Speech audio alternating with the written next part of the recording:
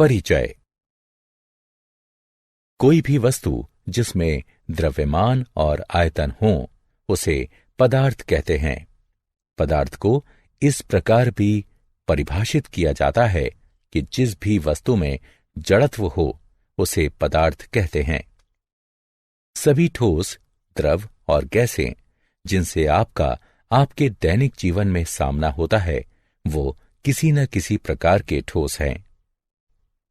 आप जीव विज्ञान में सजीवों के वर्गीकरण से परिचित ही हैं।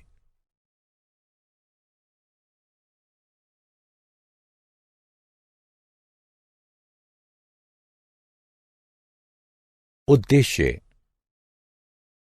इस पाठ के अंत में आप निम्न करने में सक्षम हो जाएंगे: अवयवों, यौगिकों और मिश्रणों के अंतर को समझना, विलयन के अनुपात जानना, निलंबन और कोलाइट विलयन के बीच अंतर समझना, समांग द्रवों और विषमांग द्रवों को पृथक करने की अवधारणा को समझना, वायु के अवयवों के पृथक्करण को समझना।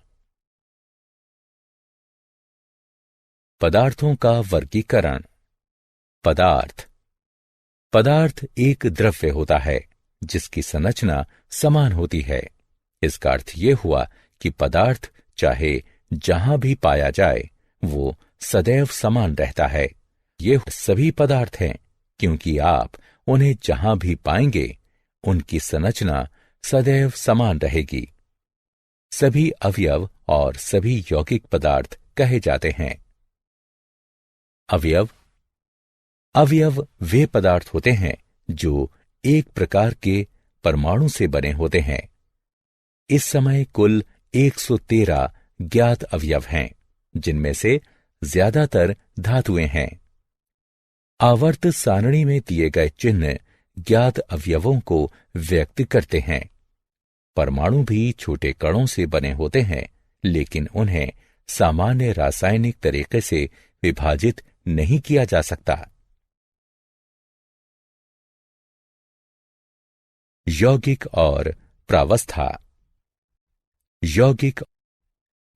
यौगिक वे पदार्थ होते हैं जो एक से अधिक प्रकार के परमाणुओं से बने होते हैं, जैसे जल, हाइड्रोजन और ऑक्सीजन परमाणुओं से मिलकर बना होता है।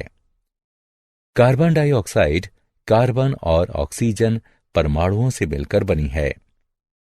खाने वाला नमक सोडियम और क्लोरीन परमाणु से मिलकर बना है। यौगिक मिश्रण से अलग होते हैं, जिसमें वे रासायनिक रूप से जुड़े होते हैं। अवयवों के विपरीत यौगिकों को सामान्य यौगिक अभिक्रियाओं से अपघटित किया जा सकता है या तोड़ा जा सकता है। प्रावस्था। पदार्थ का वह क्षेत्र जिसका अपना स्वतंत्र गुण धर्म हो उसे प्रावस्था कहते हैं। चॉकलेट बिस्किट के टुकड़े में आटे और चॉकलेट के टुकड़े का गुण धर्म भिन्न होता है, इसलिए वे भिन्न प्रावस्था को व्यक्त करते हैं। शुद्ध स्वर्ण जो कि एक अवयव है, उसमें सिर्फ एक प्रावस्था होती है। इटालियन ड्रेसिंग में कई प्रावस्थाएं होती हैं, जबकि लवण युक्त जल के विलयन में केवल एक प्रावस्था हो सकती है। समांगी पदार्थ और मिश्रण। समांगी पदार्थ। कोई भी पदार्थ जिसमें केवल एक प्रावस्था हो उसे समांगी पदार्थ कहते हैं। हाइड्रोजन जैसे अवयव और चीनी जैसे मिश्रण और लवण जल जैसे विलयन को समांगी माना जाता है, क्योंकि वे एक समान होते हैं। एक सैंपल के सभी क्षेत्र सैंपल के सभी दूसरे क्षेत्रों के समान होते हैं। मिश्रण दो या अधिक पदार्थों से मिलकर बने होते हैं जो भौतिक रूप से जुड़े होते हैं। विशेष मिश्रण अलग अलग सैंपल में भिन्न भिन्न हो सकता है। कुछ मिश्रण इतने अच्छी तरह मिले हुए होते हैं कि उन्हें केवल एक प्रावस्था से बना समांगी माना जाता है। दूसरे मिश्रण जो एक से अधिक प्रावस्था से बने होते हैं उन्हें विषमांगी मिश्रण कहते हैं।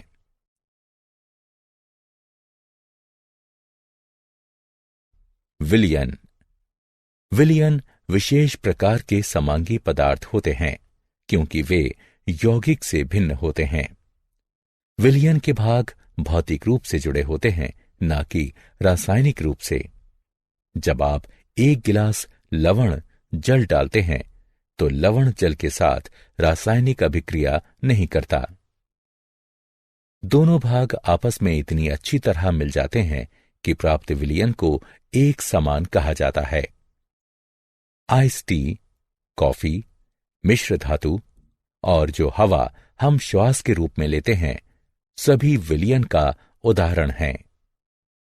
विलयन दो भागों से मिलकर बनते हैं, विलय जो घुलते हैं और विलायक जो घुलाते हैं। लवण जल में नमक विलय है और जल विलायक है।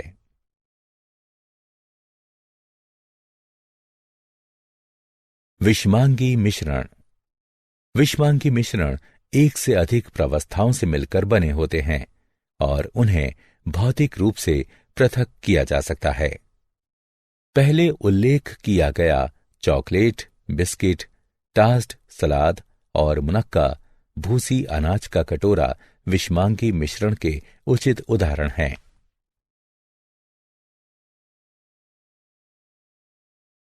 अवयव।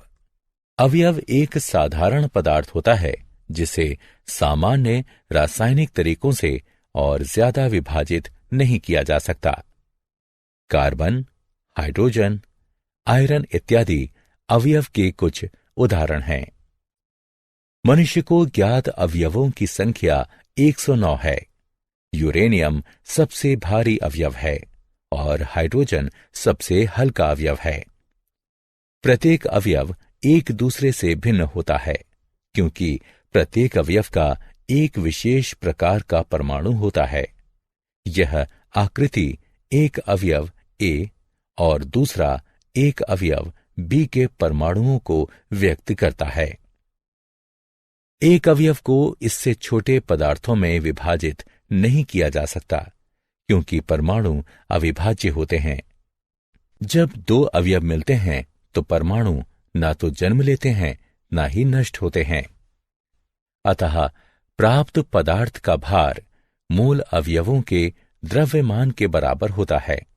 यदि एक अवयव ए का परमाणु अवयव बी के परमाणु के साथ जुड़ता है तो परिणाम स्वरूप प्राप्त यौगिक अणु में द्रव्यमान का अनुपात समान होता है। अतः यदि ए का एक परमाणु बी के दो परमाणुओं से संयुक्त होता है तो परिणाम स्वरूप प्राप्त अणु में ए और बी 1:2 यानी द्रव्यमान के आधार पर में होंगे, जैसा कि चित्र में दिखाया गया है। एक मिश्रण में हालांकि परमाणु संयुक्त नहीं होते और वे किसी भी अनुपात में हो सकते हैं। यौगिक। यौगिक शुद्ध पदार्थ होते हैं जो दो या अधिक अवयवों के एक निश्चित अनुपात में मिलने से बनते हैं। एक यौगिक में दो या अधिक प्रकार के परमाणु होते हैं जो एक नया अणु बनाने के लिए रासायनिक रूप से संयुक्त होते हैं। जल ऐसे ही शुद्ध यौगिक का उदाहरण है जो हाइड्रोजन और ऑक्सीजन के 2:1 आयतन या 1:8 द्रव्यमान के मिलने से बनता है। हाइड्रोजन और ऑक्सीजन गैस के रूप में उपस्थित अवयव के अणु हैं, लेकिन विशेष स्थिति में हाइड्रोजन के 2 परमाणु को ऑक्सीजन के एक परमाणु से संयुक्त किया जाए तो जल के अणु का निर्माण होता है। अतः जल एक यौगिक है। यौगिक विशेषकर जल 2 अवयवों को हाइड्रोजन और ऑक्सीजन को 1:8 द्रव्यमान में मिलाने से बनता है। यौगिक समांगी पदार्थ होते हैं जिनमें 2 या अधिक अवयव द्रव्यमान के एक निश्चित अनुपात में संयुक्त होते हैं। यौगिक के उदाहरण हैं साधारण नमक, कार्बन डाइऑक्साइड इत्यादि।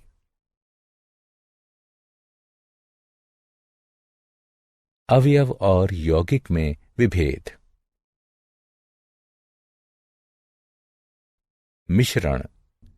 जब दो या अधिक अवयव या यौगिक एक साथ मिलाए जाते हैं तो वे अपना निजी गुणधर्म छोड़े बगैर आपस में घुल जाते हैं। इन्हें मिश्रण कहा जाता है। मिश्रण को ऐसे पदार्थ के रूप में परिभाषित किया जा सकता है जो दो या अधिक पदार्थों की भिन्न मात्राओं से मिलकर बने होते हैं। वायु कई गैसों का मिश्रण है। इसमें ऑक्सीजन, नाइट्रोजन जैसे अवयव तथा CO2 और जल वाष्प जैसे यौगिक होते हैं। गतिविधि। एक बर्तन में आयरन और सल्फर का मिश्रण लिया गया है। इस मिश्रण के समीप एक चुंबक लाया जाता है। मिश्रण के साथ क्या होगा? केवल आयरन का बुरादा चुंबक की तरफ आकर्षित होगा। मिश्रण में कार्बन डाइसल्फाइड मिलाइए। आपने क्या देखा? सल्फर के कण घुल जाते हैं, जबकि आयरन का बुरादा अप्रभावित रहता है। इस गतिविधि से आप क्या समझते हैं?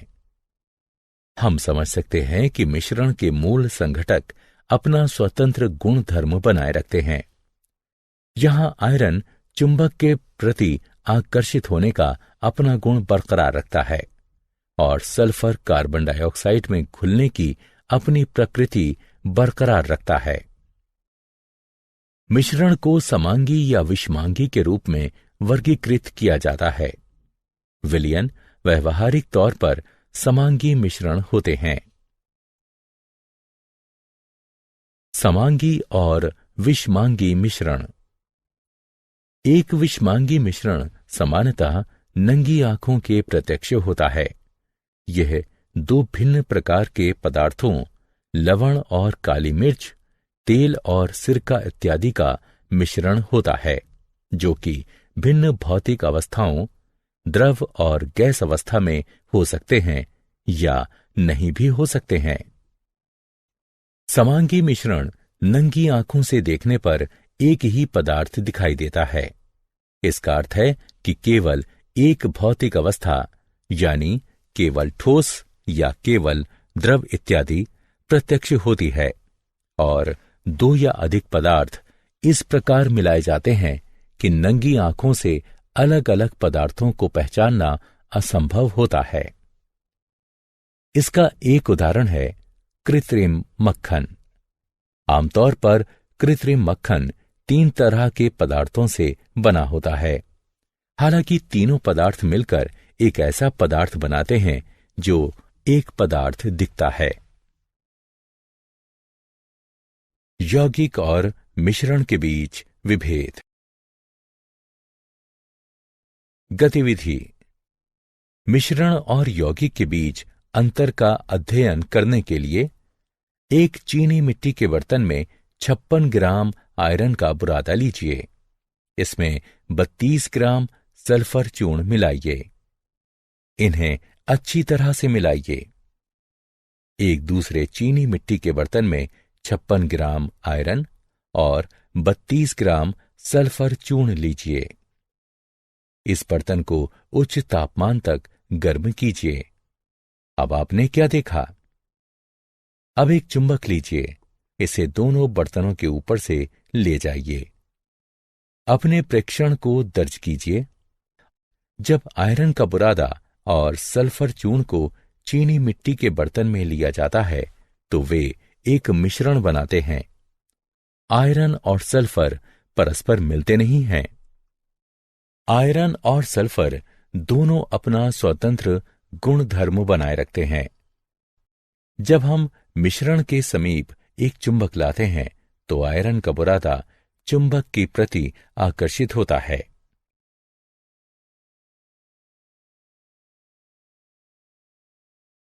विलयन। दो या अधिक पदार्थों का मिश्रण एक विलयन, एक निलंबन या कोलाइड हो सकता है। जब शुद्ध पदार्थ आणविक परमाणुओं या आयन आकार के होते हैं, तो पदार्थ की अवस्था को आणविक प्राकीर्णन की अवस्था कहा जाता है। एक विलयन दो या अधिक पदार्थों का समांगी आणविक प्राकीर्णन होता है। इसे इस रूप में भी व्यक्त किया जा सकता है कि विलयन दो या अधिक पदार्थों का एक समांगी मिश्रण होता है। समांगी का अर्थ है कि सभी जगह एक समान, अतः वो विलयन जो समांगी मिश्रण हो, उसका संगठन हर जगह समान होगा। शक्कर का विलयन स्पष्टता तरल होता है और हम शक्कर के टुकड़ों को जल के अणुओं से सूक्ष्मदर्शी से भी अलग नहीं कर सकते। विलयन के कुछ उदाहरण हैं लवण युक्त जल, शक्कर का विलयन, कॉपर सल्फेट और एसिटिक अम्ल का जल में विलयन यानी सिरका। वह तरल जिसमें पदार्थ घुलते हैं उन्हें विलायक कहते हैं। वह पदार्थ जो विलायक में घुलकर विलयन बनाते हैं उन्हें विलय कहते हैं। शक्कर के विलयन में शक्कर विलय है, जल विलायक है। सामान्यतः किसी भी विलयन में विलय की मात्रा विलायक की मात्रा से कम होती है।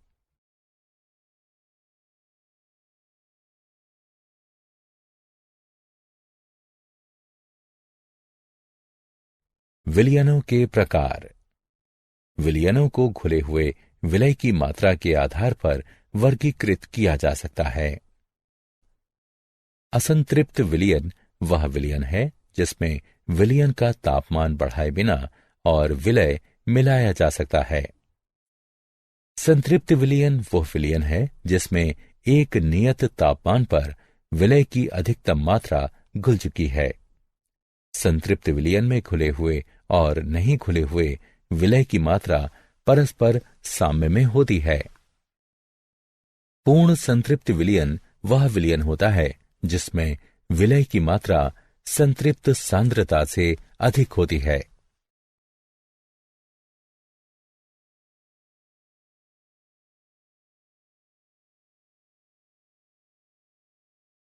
विलयन का गुण।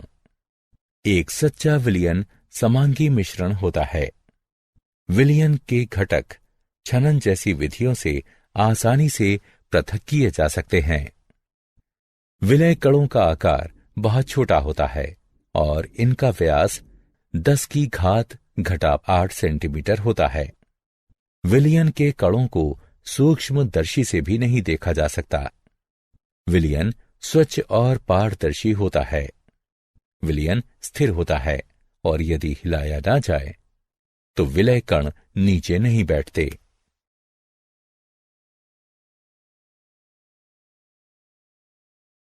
निलंबन। कुछ पदार्थ द्रव में नहीं घुलते।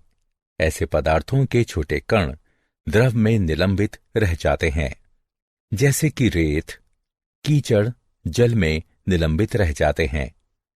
इसी प्रकार ठोस गैस में भी निलंबित रह सकते हैं। इन मिश्रणों को निलंबन कहते हैं। निलंबन एक विषमांगी मिश्रण होता है जिसमें ठोस के छोटे कण द्रव या गैस के पूरे द्रव्यमान में घुले बिना निलंबित रहते हैं। निलंबन के गुण धर्म। निलंबन एक विषमांगी मिश्रण होता है जिसमें ठोस के छोटे कण द्रव या गैस के पूरे द्रव्यमान में घुले बिना निलंबित रहते हैं। निलंबन में कण सामान्य आंखों से दिखाई देते हैं। कणों का व्यास 10⁻5 सेंटीमीटर होता है। विलयन में कणों को द्रव से अलग छान कर किया जा सकता है। स्थिर रखने पर निलंबन के कण नीचे बैठ जाते हैं।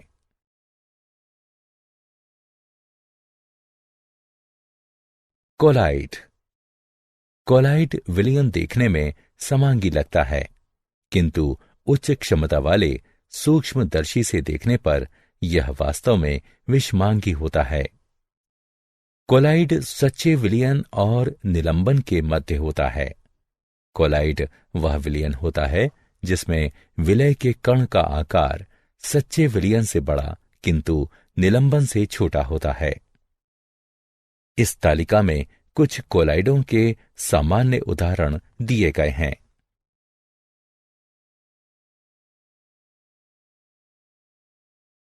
टिंडल प्रभाव। कोलाइड अपने से गुजरने वाले प्रकाश को फैला देता है। इसका अर्थ है कि कोलाइड से होकर गुजरने वाली प्रकाश की किरण दिखती है। यदि अंधेरे कमरे में रखे कोलाइड से प्रकाश की किरण गुजरे तो प्रकाश का पथ कोलाइड कणों द्वारा प्रकाश के फैलाव के कारण देखा जा सकता है। इसी प्रकार का प्रभाव तब भी देखा जा सकता है जब प्रकाश की किरण धूल भरे वायु से होकर गुजरती है। कोलाइड कणों द्वारा प्रकाश के फैलाए जाने की परिघटना को टिंडल प्रभाव कहते हैं। यह प्रभाव सच्चे विलयनों में नहीं दिखाई देता। द्रवों में टिंडल प्रभाव लेजर पॉइंटर की सहायता से आसानी से देखा जा सकता है। यदि आप दूध को इतना पतला करें कि यह लगभग पारदर्शी हो जाए या आपके पास किसी प्रकार का विलयन हो जैसे कि कोलाइडल सिल्वर, तो लेजर की किरण द्रव से गुजरते हुए आसानी से देखी जा सकती है। मिश्रण और दो अमिश्रणीय द्रवों का पृथक्करण। एक मिश्रण के घटकों को पृथक करना। विस्मांगी मिश्रण को सामान्य भौतिक विधि जैसे हाथ से चुनकर, छानकर इत्यादि से पृथक किया जा सकता है, लेकिन मिश्रण के घटकों को अलग करने के लिए विशेष विधियों की आवश्यकता होती है। दो अमिश्रणीय द्रवों का पृथक्करण। दो अमिश्रणीय द्रवों का पृथक्करण कीप द्वारा किया जा सकता है। गतिविधि। एक पृथक्करण कीप लीजिए और इसमें डाइएथिल ईथर लीजिए। इसे कुछ देर स्थिर छोड़ दीजिए। डाइएथिल ईथर और जल की परत पृथक हो जाती है। कीप के नीचे एक फ्लास्क रखिए और ऊपर से स्टॉपर हटाकर स्टॉप कॉर्क को खोल दीजिए। जल की निचली परत को बाहर निकाल दीजिए। जब डाइएथिल ईथर स्टॉप कॉर्क के पास पहुंचे तो पृथक्करण कीप के स्टॉप कॉर्क को बंद कर दीजिए।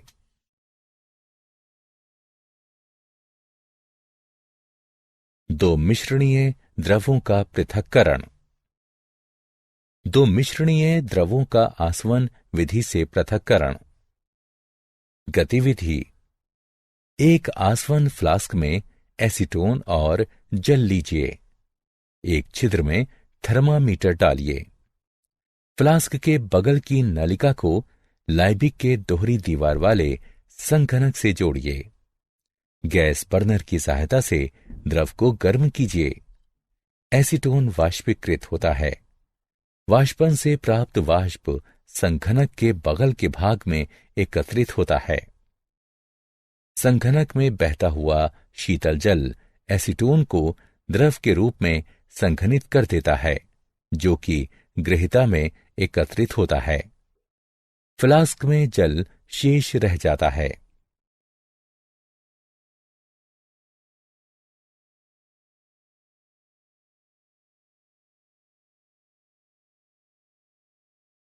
ऊर्ध्वपातन।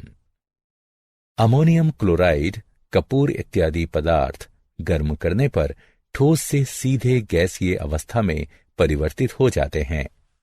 ऐसे पदार्थों के लिए ऊर्ध्वपातन की विधि प्रयोग की जाती है। ऊर्ध्वपातन वह प्रक्रम है जिसमें ठोस सीधे गैसीय अवस्था में परिवर्तित हो जाता है। गतिविधि। एक चीनी बर्तन में रेत और आयोडीन का मिश्रण लीजिए। बर्तन को उल्टे कीप से ढक दीजिए। बर्नर की सहायता से मिश्रण को धीमे धीमे गर्म कीजिए। कीप से आयोडीन वाष्प की बैंगनी रंग की लौ उठती हुई साफ तौर पर देखी जा सकती है। आयोडीन वाष्प कीप में संघनित होकर ठोस रूप में एकत्रित होता है। जब बर्तन के मिश्रण से वाष्प निकलनी बंद हो जाए तो गर्म करना बंद कर दें। शुद्ध आयोडीन क्रिस्टल निकल चुके हैं। ऊर्ध्वपातनीय रेत बर्तन में शेष रह जाती है।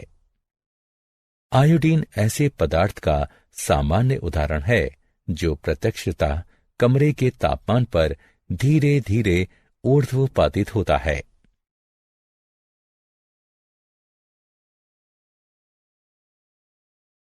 क्रिस्टलीकरण। किसी पदार्थ के गर्म विलयन को ठंडा करने पर वह उसी पदार्थ का शुद्ध क्रिस्टल प्रदान करता है। गतिविधि। बीकर में 100 ml पानी लीजिए। तनु सल्फरिक अम्ल की कुछ बूंदें डालकर विलयन को अम्लीकृत कीजिए। पानी को गर्म कीजिए। जब यह उबलना शुरू कर दे तो इसमें कॉपर सल्फेट चूर्ण को धीरे धीरे तब तक मिलाइए जब तक कि संतृप्त विलयन न प्राप्त हो जाए। विलयन को छान लीजिए। इसे ठंडा होने दीजिए। थोड़े समय बाद आप विलयन में कॉपर सल्फेट के नीले रंग के चमकदार क्रिस्टल देख पाएंगे। रासायनिक परिवर्तन। यदि पदार्थ की भौतिक अवस्था में परिवर्तन हो तो इसे रासायनिक परिवर्तन कहते हैं। उदाहरण 1। जल तथा खाना पकाने वाले तेल दोनों द्रव हैं, लेकिन उनका रासायनिक गुणधर्म भिन्न है। उनकी गंध और ज्वलनशीलता भिन्न है। हम जानते हैं कि तेल हवा में जलता है, जबकि जल आग को बुझाता है। तेल का रासायनिक गुण उसे जल से भिन्न बनाता है। उदाहरण 2। जलना एक रासायनिक परिवर्तन है। जलने की प्रक्रिया में एक पदार्थ दूसरे से क्रिया करके अपने रासायनिक संगठन में परिवर्तन लाता है। रासायनिक परिवर्तन पदार्थ के रासायनिक गुणधर्मों में परिवर्तन लाता है तथा हम नया पदार्थ पाते हैं। रासायनिक परिवर्तन को रासायनिक प्रतिक्रिया भी कहा जाता है।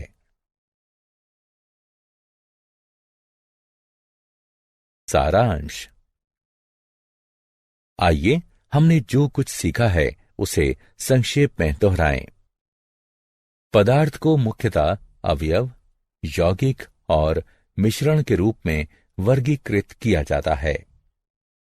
अवयव वे पदार्थ हैं जो केवल एक तरह के परमाणु से बने होते हैं। यौगिक वे पदार्थ हैं जो एक से अधिक प्रकार के परमाणुओं से बने होते हैं। मिश्रण दो या अधिक प्रकार के पदार्थों के भौतिक रूप से मिलने से बनते हैं। एक विलयन दो या अधिक पदार्थों का समांगी आणविक फैलाव होता है। वह द्रव जिसमें पदार्थ घुलता है उसे विलायक कहते हैं। वह पदार्थ जो विलायक में घुलता है उसे विलय कहते हैं।